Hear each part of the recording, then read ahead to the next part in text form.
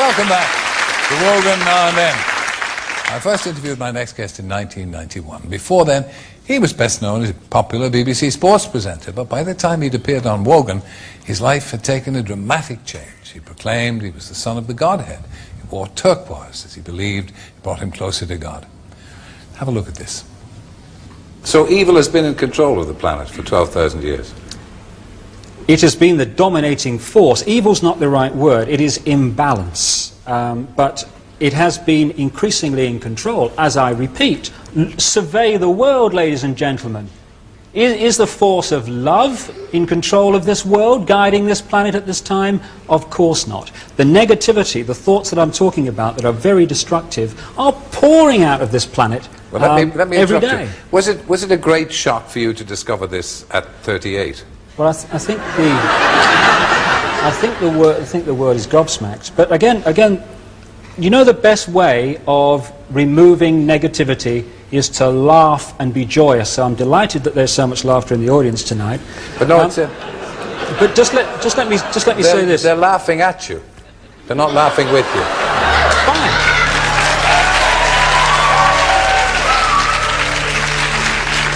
I didn't mean that to be hurtful. Sorry. I don't want you to misinterpret it. They're not laughing in sympathy with you. So while 15 years ago he was ridiculed for his prophecies about natural disasters around the world, and now he has a controversial new view about who really is running the world. I'm delighted that he's agreed to come back. David Icke.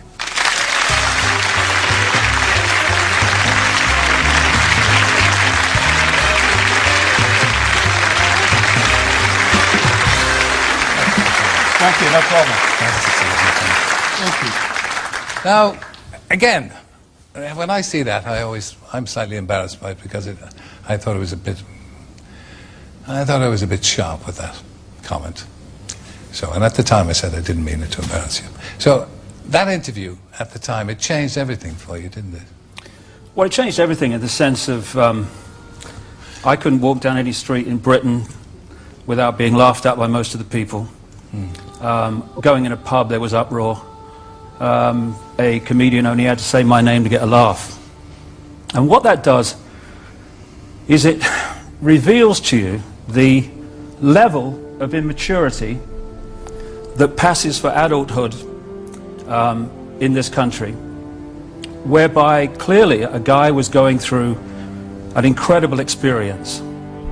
And instead of being mature and saying, why is this guy gone from being this, what you would call straight, normal television presenter, to how he is now? This is interesting. What's happening here? Instead, and I heard the ripples of laughter 16 years on when my name was mentioned, people just laughed. But the other, which gave me a real insight, especially given what I'm doing now in my books, about how easy it is for the few to control the many.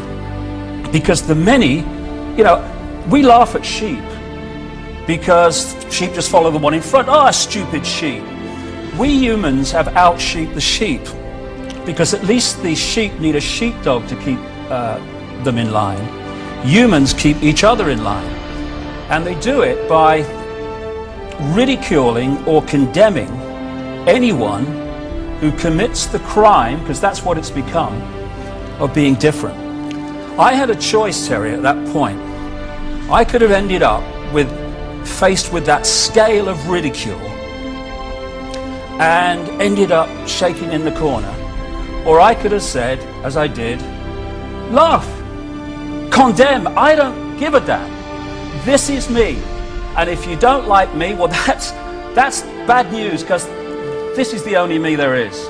And I refuse to conform and be bowed by the ridicule. And what it does, Terry, when you step out of the little box of what will other people think, how do I put this in a way that people won't think I'm crazy, you then realize how small a box you've actually been living in. But you do understand that, and I know you do, that you did make yourself a target because what you were saying was outlandish. It was, by normal standards, outlandish and outrageous, very intense. Just have a look at this. What about eruption? When may we expect tidal waves, eruptions, earthquakes? Well, because of the nature of the way the Earth has been treated over a long period of time, a tremendous amount of energy has built up within the Earth that cannot get out. If it doesn't get out, bang. So this is going to be released in a controlled manner, as controlled as possible, through earthquakes, through volcanoes and such like. If they don't happen, this is not punishment. If they don't happen, there is no Earth. You see, you're still obviously bitter about people's rejection of your ideas. No, absolutely not. What I am is frustrated at watching Orwell's 1984 unfold in front of our eyes by the day, while people focus on who shot Phil Mitchell. That is frustrating, because my children and your children, thank you, are going to have to live, indeed, in the timescale, so are we, because we're living in it now, when the most basics of freedoms are being taken away. Yeah, and this is happening all over the world, and it's coordinated. Now, if people want to think that that's all happening by accident, please be my guest. I don't give a damn. But the evidence is that it's not. Eh? If it's controlled, it's not happening by accident. Who is controlling people or trying to control them? Well, there is a network of families that you can take back to the ancient world, to places like Babylon, Sumer, which is now Iraq.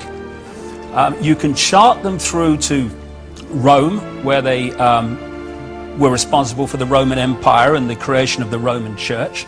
God save us from religion, by the way. And then they came up into Europe to become the European aristocracy and royal families. Then through the great empires of Europe, especially the British Empire, but others too, these family bloodlines and the secret society network through which they manipulate themselves into power were exported all over the world.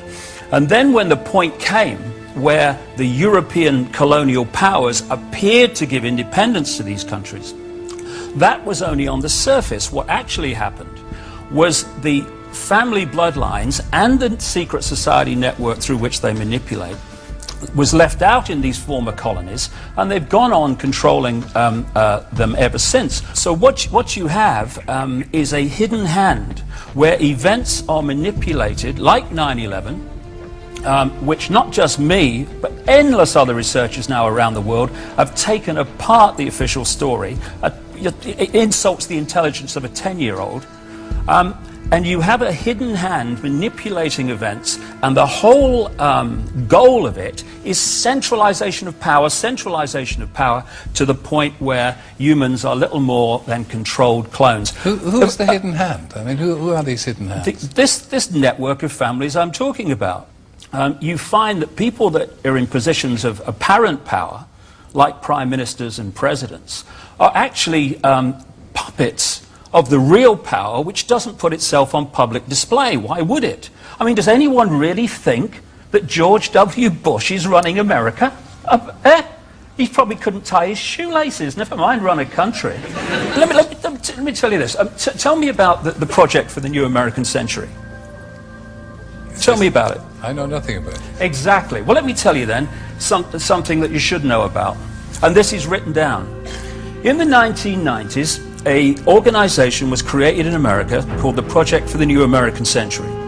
The people who created it were the people that have run the Bush administration from the moment it came to power. In the year 2000, in September, the Project for the New American Century produced a report, a document, calling for a series of conquests of countries, one of which was Iraq. He actually says in the document, words to the effect of, we must use the excuse of Saddam Hussein to go into Iraq. Well, look, can I interrupt? No, hold a second. No. Honestly, you see this? See, but this is the thing, Terry, you see. No, but honestly. You say to me... America is an open society, isn't it? Oh, please. It's not an open society. I've got some seafront property in Birmingham, Terry, you might like to buy, mate. Honestly. Please. David. And they say I'm crazy and weird. America is an open society. My Well, God. I thought in my innocence that most Americans That's would know what the- was going on in Oh, America. God. But it's all, you know it all, and Oh, see, you talked about cheap jibes. That's a cheap jibe. No, it's I'm not. not claiming I know it all. I'm saying that I've been to 40 countries. I've spent enormous amount of time in America talking to people who do know what's going on, victims of what's going on, and I'm passing this over to people. Now, yeah, sure. You see how preposterous it is. What, the fact that you think America's an open society? No. Absolutely ludicrous, Terry. I've never heard anything so stupid in your life. Okay. Thank you, ladies and gentlemen. David Icke, thank you. Good luck with your mission. Pleasure. Thank you.